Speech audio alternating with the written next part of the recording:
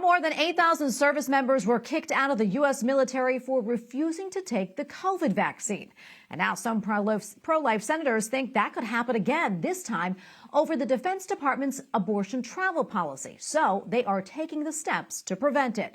Capitol Hill correspondent Erik Rosales has more on that story. Erik? Good evening. 2 Republican senators recently wrote to Defense Secretary Lloyd Austin demanding answers concerning conscious protections for officers required to carry out the administration's military abortion and travel policy.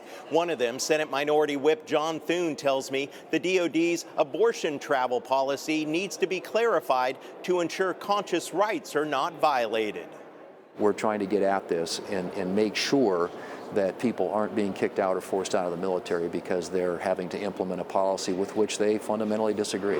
So you've actually heard of examples of this taking place? Wow. Since Roe was overturned, the DOD is now using taxpayer dollars to pay for administrative absences and travel for military members to get an abortion in another state. Senator Thune and Senate Pro-Life Caucus Chair Cindy Hyde-Smith wrote, the DOD policy, quote, is a blatant end run around the Hyde Amendment. Not only is this policy a violation of the spirit of the law, it threatens to violate the sincerely held moral and religious convictions of the men and women burdened with implementing it.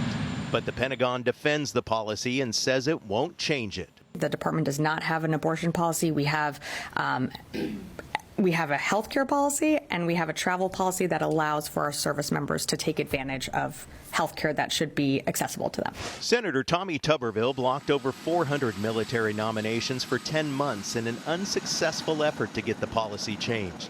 Pro-life Senator Bill Cassidy, a doctor, says the military runs into trouble when it tries to run roughshod over service members' conscious rights. You want folks to have the conscience.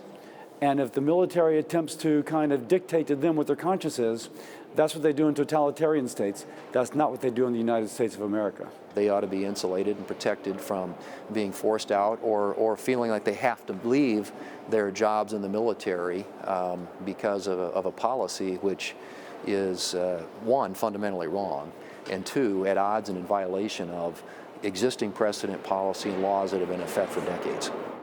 Meanwhile, lawmakers are still negotiating the Pentagon spending bill, including the abortion travel policy. Democrats continue to say that they will not support any poison pill policies like pro-life measures. At the Capitol, Erik Rosales, EWTN News Nightly.